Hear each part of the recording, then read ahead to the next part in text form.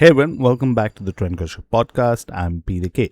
Australian guitarist Plini is going to be back in India and will be playing 4 cities across the country as part of it. I caught up with him around the release of his latest album, An Unnamed Desire.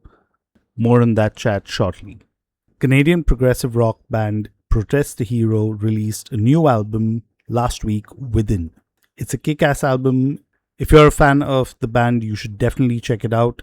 Here's a single from it, Mouthpiece.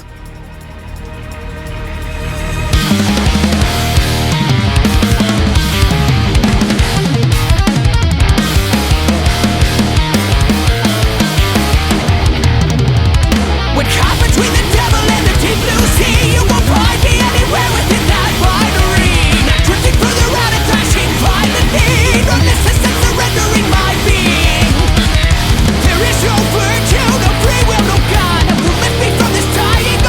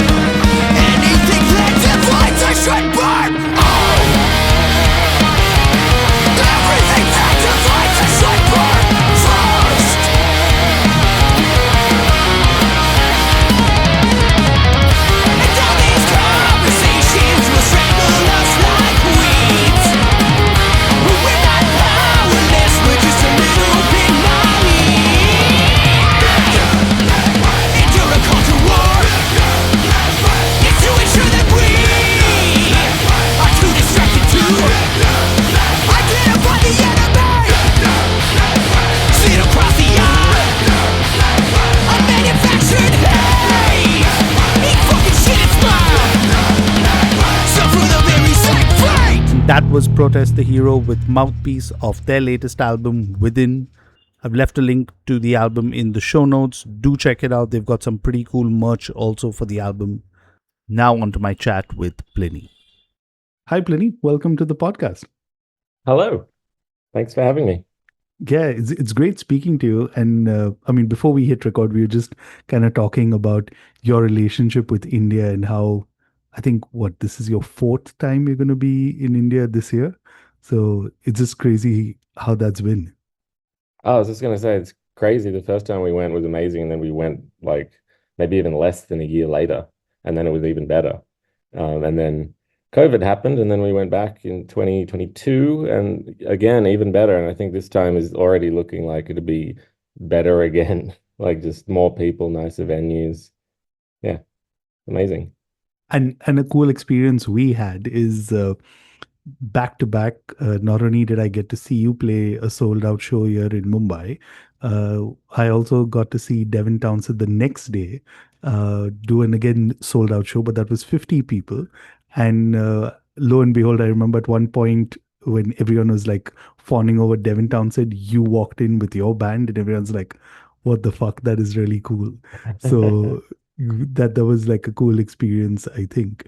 But one of the reasons we're talking, and before we get too ahead about touring, is the fact that you have a new album on the cusp of release, An Unnamed Desire. How does it feel to be like putting out an album in 2026? I mean, I was actually jogging my memory and I realized you've been doing music for like 13 years now, which is crazy. I mean, that's how it feels to me. Yeah. How does it feel for you? Yeah, I was thinking about this too. I think more so in terms of albums. Like this is my third album, but it's been basically 10 years since my first album, which is kind of slow, but I'm still happy about it. It feels like I'm just like looking back, oh wow, now I have a career. But I feel like I'm It's so still funny to kind hear of you say early because that. I'm only, yeah. Yeah, I feel like I'm still quite early because I'm only on my third album, and like I'll probably make 10 albums or something. So But yeah, it's cool. it's interesting that you say that, right? Because like, and for someone who's been following your career for a while now, right? You've been putting out smaller EPs. You've constantly been doing something. So it's not even like during COVID, you put out a live album last year.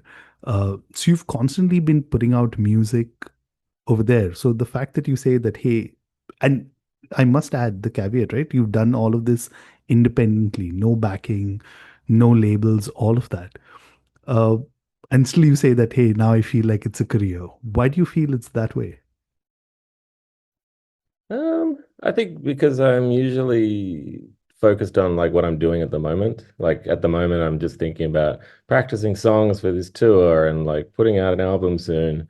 And then when I stop and think that I was like about what I was doing 10 years ago or 15 years ago, I'm like, oh wow, I guess I've done quite a few things.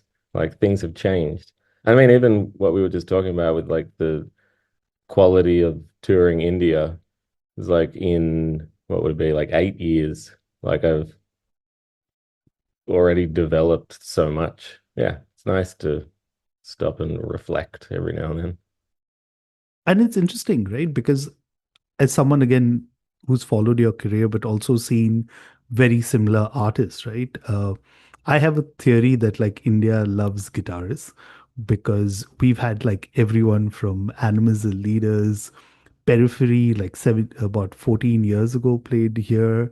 Um, Monuments played a couple of times. So there's like this entire like gent movement that played. I mean, I was shocked that Viljata came down. Oh, really Tal. sick. Yeah, so that was Awesome. like also crazy. But then like even for the kind of music that you play, which is instrumental guitar music, right? Uh, there is something that, you know, connects with people. Uh, is that something you think about, or is that something that surprises you? Um, I guess it does surprise me.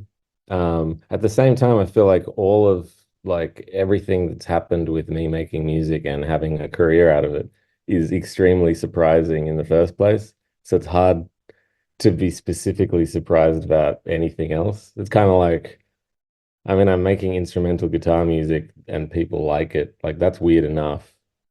So the fact that it's also like it can be popular in all these places in the world that I might never have traveled to otherwise, um, is yeah, it's just like it's under that category of like this is all ridiculous. And it's also interesting, right? Because I was looking at like all the people that have played on an Unnamed Desire, all the way from Jakub Zytecki to Devesh Dayal. Of course, he's hometown, Mumbai. I've Yeah. seen him again from the age of, I think, like 16 or 17 play his first band in all Yeah. the way in Yeah. 2011. Goddess But like, gag. yeah, God is gagged. Yeah, I remember seeing them back then. But like everyone who's kind of featured on your album has also like has some relation to India, so or someone I've seen. So that's very interesting. But what Mm. struck me most and what I wanted to largely talk about is, when I look at your music and just follow your career, there's a certain kind of melancholy of sorts. I mean, it's that what I feel, especially personally, right? What connects with me is your music is something I listen to when I want to just kind of like be in that zone and reflect. And it always leaves me kind of wanting for more. Like, even though I'll listen, like, I'll give you a very simple example. When I take a song like Salt and Charcoal, right? I've probably heard it like 1,000 times, but each time I listen to it, it kind of Mhm. evokes a different kind of emotion with me. And I mean, I haven't heard all the songs on your new album. I've heard three of them, but a quote that you said, which is you wanted to let the process be playful and kind of like expand the direction. What was like your overall outlook on this album when you were trying of putting it all together? I guess when I first started, I was like, all right, it's time to make an album. What do I want to achieve? And the thing that I kind of like wrote down, well, I didn't really write it down, but if I had written it down, was to make stuff that was way harder to play on the guitar than anything that I've done recently. Um, to And I guess I like this is basically what I put in the press release, like to make the pretty parts prettier or like more emotional and to do some heavy stuff that's heavier. Because I was thinking like when I first started making music, and I didn't necessarily have any goal because I was just like, what is a guitar? And like, what is a riff? Like I'm just playing around. I would kind of subconsciously just be drawn to trying to do stuff that would like I didn't know how to play, or trying to make a riff that's like a periphery riff or an Animals as Leaders riff that's like heavier than like what I naturally would play. So trying to like capture that sort of spirit of just like playing around and like going in these directions like kind of as far as possible. Which is also interesting that you say that, right? Because from the three singles that you have right now, and forgive me if I get this wrong, Mandala is the one that's like probably the heaviest song I've heard by you. Yeah, yeah, it probably is. I wrote that a few years ago. I think maybe during COVID, or at least started writing it. Because I really got into this band, Thy Art Is Murder, Australian like Yeah. death metal band. Um, and got to become like pretty good friends with the guitarist Marshy, who I think writes most of the music. And like, yeah, I forget which album it was, but I was just pretty obsessed with it. So I was like, I need to do something like this, like in my own way, but I need to kind of capture this element of heaviness that I really enjoy doing.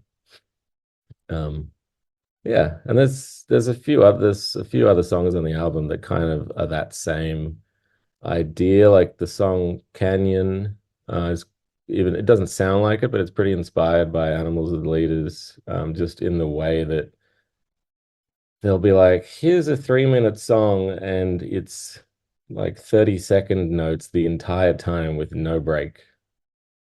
Like just something that's relentlessly difficult. Wow.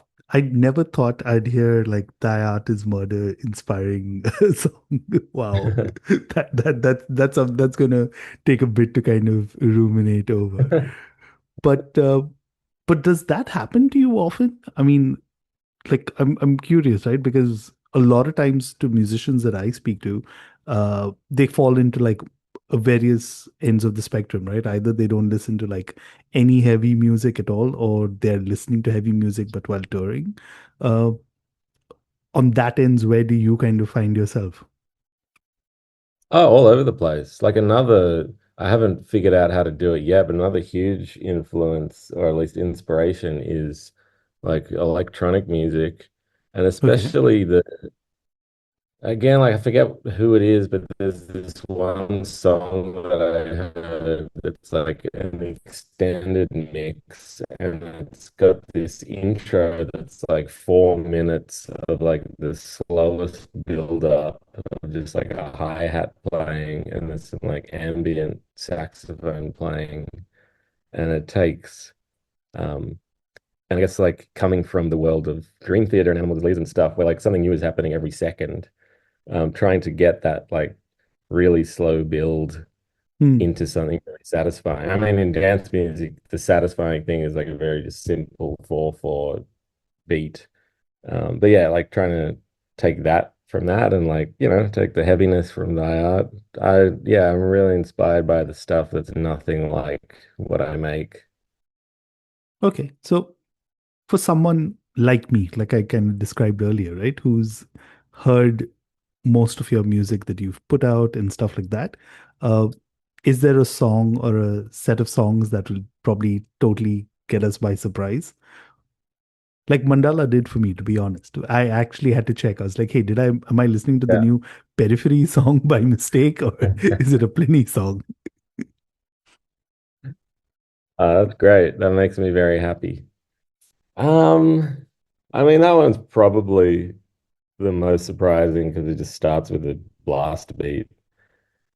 But I think there'll at least be bits in the songs that are kind of like there's some parts of like am I listening to a like 1950s Disney soundtrack? Um, yeah, there's some surprises in there. Okay, we won't kill it for anyone we'll wait for the album release, let them figure it out.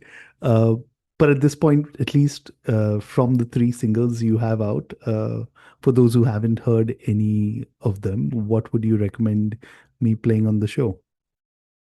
Hmm. Uh, Maybe the latest one after everything, just because it has a like a big guitar solo in it, and I think that's kind of what people probably expect and like to hear from me. Yeah, it does. I think I like that solo in there. So cool. If you haven't heard it already, here's After Everything of the latest Pliny album. Here it is.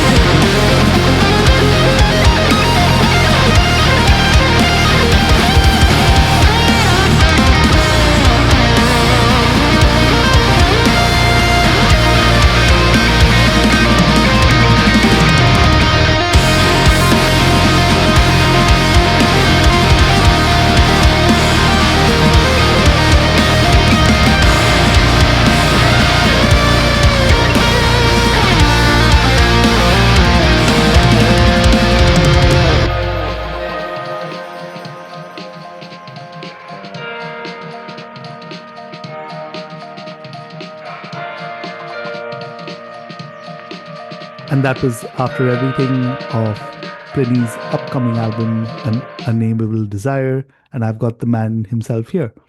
Now, we talked a bit at the start, and I thought it would be also fun since you're a few days away from kicking off your European tour. Um, what's like something on tour recently that's kind of, I mean, you've also put out a live album, but what's something on tour that's kind of taken you by surprise recently? And it can be anything, musical, non-musical. I remember from our last chat that you're heavily into coffee. Are you still into coffee? Yep, absolutely. Okay. Yeah, just as much, if not more than ever. But I think my taste has changed or like broadened a bit where I'm really interested in like finding the best possible coffee in the world, or I'll drink like the worst imaginable hotel coffee because it's kind of funny. So yeah, depending where I am, I'm kind of happy if it's awful or it's really good. But something that's taken me by surprise. I don't know. I'll have to let you know after this tour because we didn't tour at all last year, so this will be the first one in a while. I'll see if I pick up any new interests. Awesome. So it's something to catch up on when you're in India. But this is something that Exactly. like I thought would be a little left field, and I'm sure probably at some point, I don't know, hypothetical this could be, or maybe you thought about it, but there's a lot of times where I imagine your music with vocals on it. So hypothetically, if there had to be vocals for a track that you wrote, if you haven't already considered it, who would you kind of look at to kind of add vocals to it? And it could be anybody. I have a long list already that ranges from like unrealistic dream to like probably will happen in the next couple of years. Um, One that I think is probably pretty obvious and pretty possible too, hopefully, and also because I saw them last night, would be Ian Kenny from Carnival. Oh, you Um, saw Carnival. Fuck, yeah, they're on tour. yeah, they played last night. I'll also see them again tomorrow because I'm going to start rehearsals in Hamburg and they're playing again. So I'll see them in intervals. Funnily enough, Intervals and Carnival met because they both played the same festival in India a few years ago. Correct. Yeah. So there you go again, the India connection. But yeah, I love like Kenny would be an amazing fit. But a lot of the vocalists that I have in mind are kind of like lots of women, especially who mostly sing more like electronic or like indie sort of stuff. Because I think I've listened to so many like male fronted prog bands. It seems to the sound is like kind of feels too obvious. But sort of like a more dreamy female vocal, I think could be really cool. But yeah, we shall see. Okay. It's great to hear. I mean, and going back on Carnival, I've been binging on their latest album. It is so good. Good. Uh, Yeah. Unfortunately, they couldn't make it to India because the entire festival that they were supposed to play got called off. But hopefully, Oh, it damn. happens sometime soon than later. Mm, But that album is really, really good. And I mean, like, also, I think it's considering the time that it's had between albums. Uh, yeah. it's really good to have them kind of back making music. But going back to Yeah. like the music thing, right? And you said at least Carnival. Any bands that you kind of been listening to that you want to share or recommend to all the listeners? Let me check. I haven't listened to too much music recently because I've just been practicing my own shit. Um, Obvious one, I've been loving the new Bill Murray album. If you haven't heard of him slash them, I guess it's a band. The new Era album is awesome.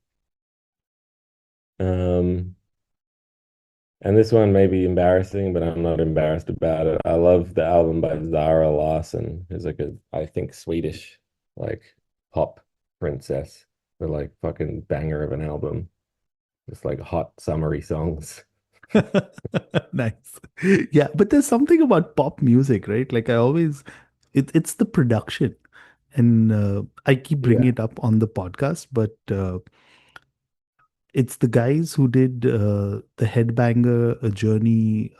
They put together a documentary on pop stars. I forget what it was, but they kind of like Mm. covered. It's a Netflix documentary. I don't know if you get time, watch it. But one of the episodes is about Stockholm and why like a lot of the pop music gets produced from there. Oh, And no yeah. surprises, some of the musicians working on the pop productions are actually heavy metal musicians, like guitarists and Right. stuff like Oh, that's that. cool. And I was like, Yeah. wow, that's so interesting. But yeah, just like they get into like the science, and it's no different. Like I work in advertising, so the way Mm. they have their entire process is like that. You have like multiple people working together, jamming, creatively kind of coming up with songs. And I was like, hence why everyone's has that kind of music stuck in their head at the end of the Yeah. day, right? So awesome.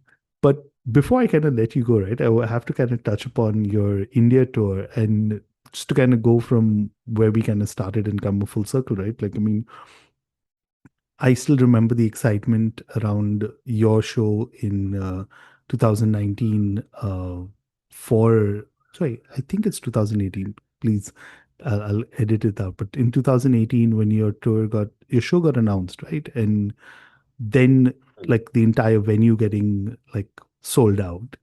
Uh, and then of course, you coming down a couple of times after that. Uh, what are you looking forward to? Because now it's like a proper four-city tour. Yeah, I'm excited because I feel like since we were last there, we've gotten a lot better, like just simply in playing.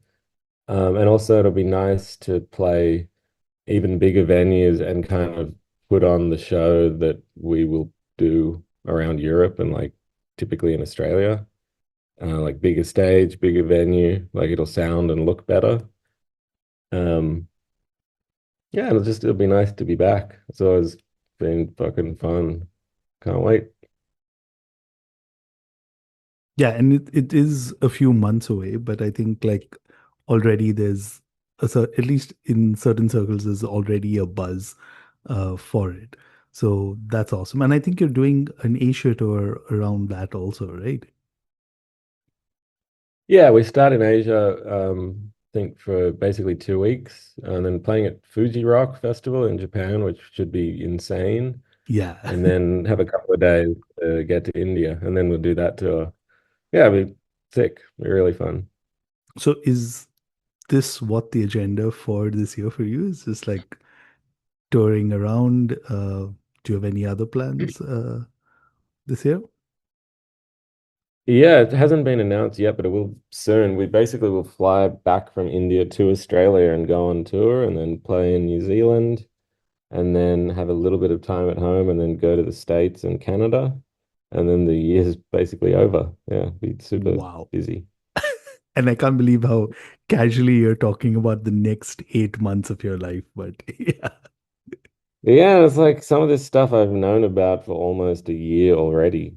I mean, again, what we were talking about at the start, just like how I somehow have a career now. I'm thinking about like what I'm doing a year from now because I have all these people that I also need to tell. So they're free and yeah, crazy. wow, you already have the next year planned out? Not fully, but it's starting to. Yeah, yeah.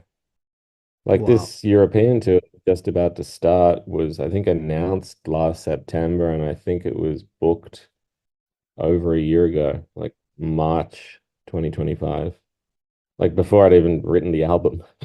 Oh, Kind of shit. crazy. Wow. Wow. I mean, honestly, like what I'm also getting an insight to is this is what it's like as a musician and especially independent at this time, right? It's not about just making the music. I mean, for a lot of people, I think they look at it as, hey, you know what, you have Bandcamp or whatever, just upload your music. But you're talking about like Mm. planning a tour a year in advance, and that's like some serious commitment and a lot of moving parts, right? I mean, let alone visas and all that other logistical stuff. Yeah, but I mean, it gets simpler and simpler the more I do it. Like it gets bigger and more complicated as an operation, but then I have done all the other parts a few times before, so that becomes easy. And then there's like new hurdles and things to learn and figure out. That's all part of the fun, I guess. So, okay, last question. If you had to look back and kind of Yeah. give a message to yourself from 2013 when you first put out music, what would you tell yourself?